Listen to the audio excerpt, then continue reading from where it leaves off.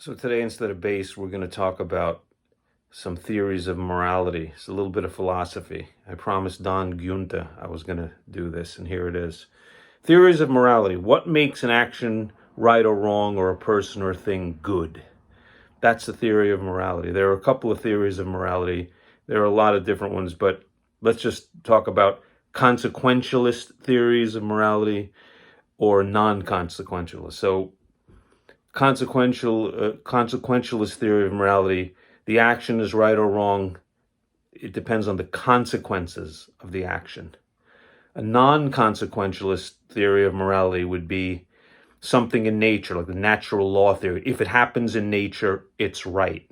Okay, so I'm not going to get into the non-consequentialist ones because I don't have enough time, but I just want to focus on the consequentialist theories of morality. One of them is utilitarianism. I'm also going to break this down in a way that explains Facebook and friends and stuff like that. Most of my Columbia classmates fall into the utilitarianism category as far as what they think an action is right or wrong. So that's an action that does the most good, everyone considered. So in other words, to make it more understandable, if we had a world where everyone that liked Donald Trump and was a Republican could be removed from planet Earth, or like a 58-year-old white guy that's always talking about Milton Friedman and free market economies. Let's get rid of all those people, and no matter what you do with them and how you get rid of them, and the world will be a better place. So that's utilitarianism.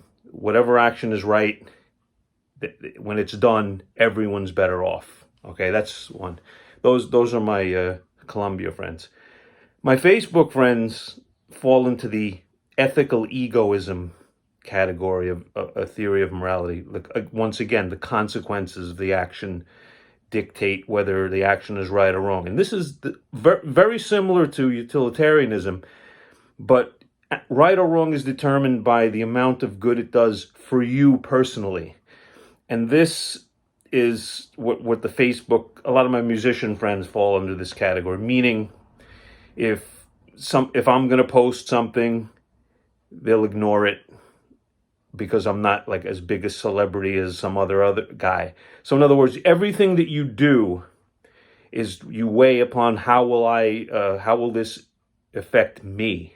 So that's ethical egoism.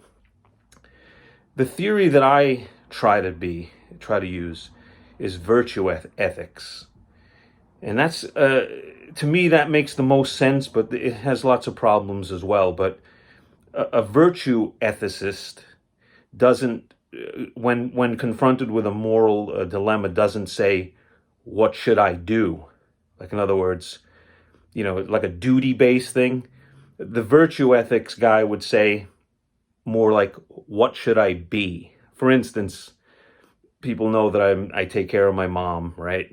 So why do I take care of my mom? Because I have a duty to do it? Well, yeah, we all have a duty, but doesn't that sound a little cold to just say, well, it's my mom and I got to take care of her, I got to help, It's important, but it's got to come out of love and sympathy and, from the right place. Okay, so I try to live my life by that, and not many have done all that much for me in my music career or things like that.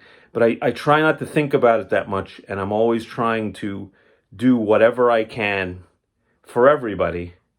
And the drawback about this is sometimes you're left feeling taken advantage of. Like, so you do for everybody, and then you sometimes hope that it's going to come back and others will do the same. But when it doesn't, you get disappointed. But you can't let that affect you. You just need to always do the right thing. What's the right thing? Okay, that's 20 years of philosophy study.